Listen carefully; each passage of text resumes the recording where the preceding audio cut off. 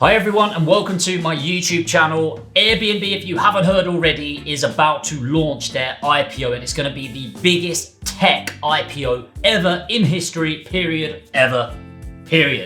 And I'm going to be covering in this video what it means, what the hell is an IPO in the first place, the impact on property prices and the predictions and advice I'm going to give to you so you can start taking action now. So my name's Jamie York. I want to welcome you to my YouTube channel where every Monday and Friday I'm posting information around property investment, investments in general, mindset and how you can accelerate your business moving forward. So for those that don't know what Airbnb is, it's what we would call the Uber of the property world, okay? So it's one of the most established companies, most successful companies. People list their properties online, whether it's an extra room or the house or unit as a whole, and they rent it out on a price per night basis, similar to a hotel, and it has taken the industry by storm. So Airbnb have had plenty of ups and downs over the last decade, let's say.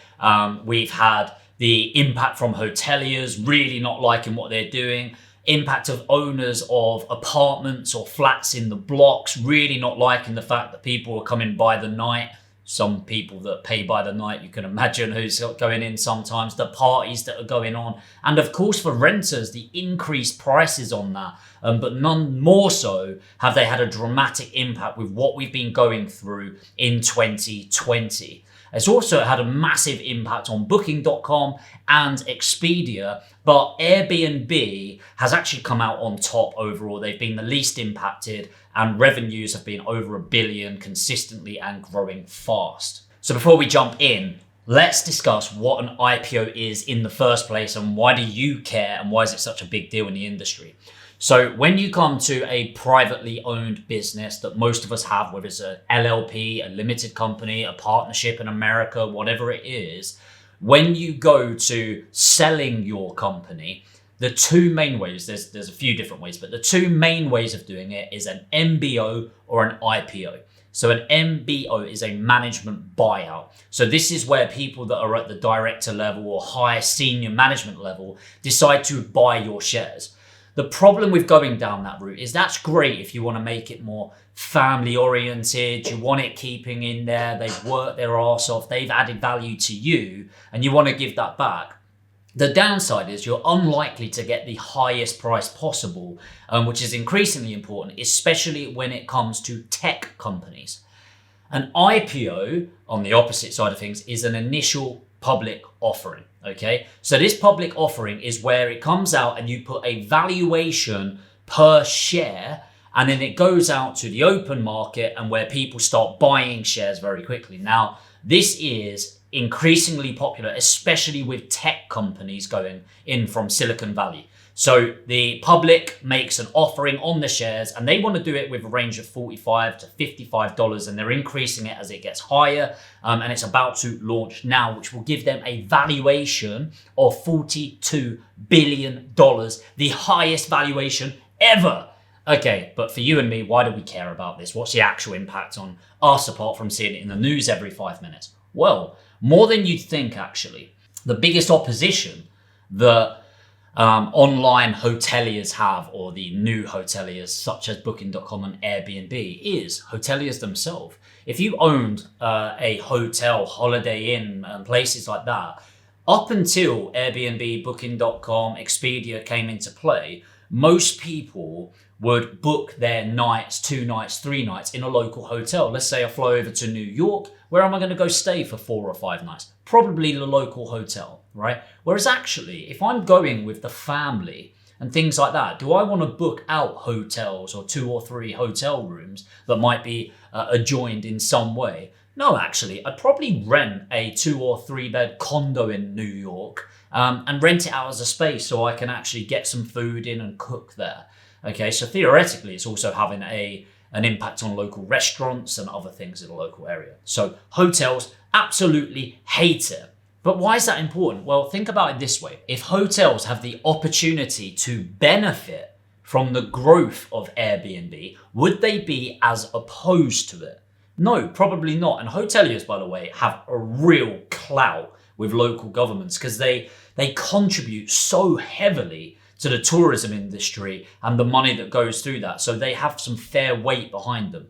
But if they can buy and invest now in Airbnb, and so they make money as Airbnb grows and makes more money, are they going to have as much opposition to it in the first place? My argument is no. So as I said, Airbnb also factors in spare rooms and things like that, which is obviously going to be impacted with what's gone on in 2020. But it only really accounts for about 21% of the availability of space on Airbnb right now, which means a good 79% are full condos, houses, apartments, holiday homes, etc. So if the hotels have got the ability to invest in that now from the IPO, the initial public offering, that's going to be a really powerful thing and allow Airbnb to expand. Again, you might be wondering, why do I care about that? So here's where it gets increasingly interesting. So often what dictates property prices in the area are the rents in the area. The reason for this is it affects the yields in the area. And I'll explain what that is on the board in a moment. So why does it impact rents in the first place? Well, if people are able to buy a property and rent it out for a couple of years on a monthly basis, or they can say, let's say for £1,000 a month, or they can rent it on a nightly basis that after all costs, etc., they're going to make £2,000 a month. Where do you think the landlord is going to rent it out? Fairly obvious, right? Most people, or a lot of people, will put it on Airbnb.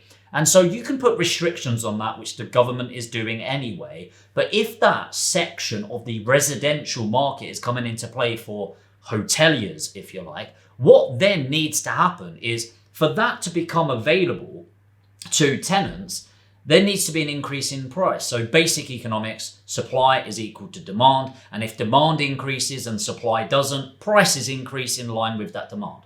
Fairly basic, right? So now let's say there were 1,000 places you could rent in your local vicinity, but now there's 500 places, but still 1,000 people looking for it. What then happens to the prices? Well, it's going to create a bidding process, right? So in order to close that gap, the rents have to increase. Now, bear with me because this is really important for you. As those prices increase in terms of rent, therefore the yield increases, but yield as a percentage typically stays the same. And I'll explain this and break it down and why it's so important in a moment, so bear with me. So what then happens is the people, the investors purchasing these properties can pay a higher price in the area. So sure, that's going to impact you if you want to buy in your local area because prices are going to naturally rise. But as an investor, this is a really exciting opportunity. So let's jump to the board now. I want to show you how this actually impacts property prices and what you can do about it. So let's keep this as simple as possible. I know these numbers probably don't represent the average property in your area, but bear with me. Most investors are going to be purchasing on something called yield. Now, the best way to think about yield in normal terms is interest rate. So if you've got a 7% interest rate, that's the same as getting a 7% yield on a property. So 7% yield. Now, let's just take it as fact that that is what people buy. It could be 5, could be 10, could be 15, whatever. But let's call it 7. So if a property was renting out for $7,000 a year, I put £7,000, but wherever you're from, dollars, whatever, then that means if 7,000 represents 7%, then that means the property price is going to be 100,000. Just trust me on the math, you can work it out after, okay? So 7,000 is 7% of 100,000. Now let's say Airbnb in certain areas is really popular, and because now they've got local opposition from the hotels, maybe now that's gonna relax a little. So now the rents are gonna go up because more hoteliers or Airbnb units are gonna go up, more demand, increasing it. So let's say because of that and the reduction in supply, now we're going to be renting at £10,000. But remember, that £10,000 rent still represents 7% because investors don't, it's not so much they go, oh great, now I've got a 10% yield. It's no, I'm still going to buy a property based on 7% because that's what everyone else is doing. What that means is, let's just show how much of an impact that £3,000 difference has. It's not exactly a huge difference. It's $250 a month, okay? Getting to that additional 3,000. So now, in order to work out 1%, we're going to divide the 10,000 by 7. So if 10,000 represents 7%, going to divide that by 7 to represent 1%, and then we're going to times that by 100 to represent 7%. Yeah, hopefully that makes sense as much as possible. Okay, what that means is it comes to 142,800-ish. Okay, so what that means is in order to get a 7% yield, I can purchase the property for £142,000, 142,800, and still get the same percentage return that I was getting before. Okay, now you could go back and do the numbers, but what this means is more and more the prices are going to increase in the area, pushing up rents and pushing up property prices. And dependent on what side of the fence you are, this is either really great news or really bad news. So the question is, and how we're going to wrap up this video, how can you monetize this situation? How can you be prepared for this so that you are benefiting from these rental and price increases in 2021? So as I said, I know that was some quick math on there, but trust me on the numbers and you can go back and work it out after. But all you're doing is getting the number, dividing by the yield, which was 7. So we're dividing by 7 to get 1%, timesing it by 100 to get our new property price, which somebody would be willing to pay for it and will become the normalized price. So how do you prepare for this? Well, of course, what you need to look at is 2 key factors. Number 1 is in your local area. Let's say in the UK, I realize it's not a local area, but in my country, it's relatively small. So buying in London isn't that big of a deal compared to buying in Leeds. I'm going to look at the statistics around Airbnb. Where are they most prominent in the UK? Number 1. And I'm probably going to list the top 5 towns or local clusters in that area. So instead of saying London, which is absolutely huge, it might be West Ham in London, okay? A small town within the town, if you like, okay? So keeping it simple, it might be a part of Liverpool, Leeds, Manchester, Newcastle, whatever it is. Step 2 is I'm going to look at where are they getting the most opposition from hotels. What's been in the news in the area against Airbnb? Where are hotels really pushing against them? And where have hotels been getting the most standing and pushing them down?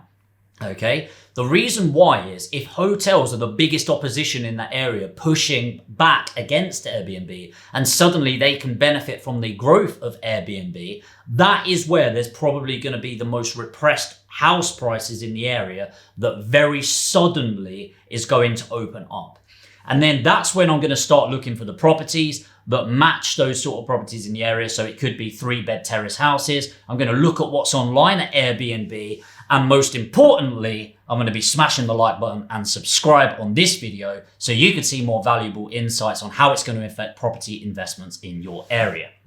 So jokes aside, guys, hopefully that was really valuable. Hopefully it gives you an idea of what an IPO is versus an MBO, all the way through to how it's going to affect you as a property investor. And even if you're watching this and you're not ready to invest right now, it's really good to start educating yourself around this as you're building up that pot so that you know what economics on a macro level are going to be impacting your purchasing decisions. And if you've got value from this video, make sure to hit the like button and leave a meaningful comment in the comments. I'll reply to every single one that comes through. And of course, if you want to see more up and coming videos that are going to benefit you around mindset, property, and building your business, make sure to hit that subscribe, and I'll see you on Monday.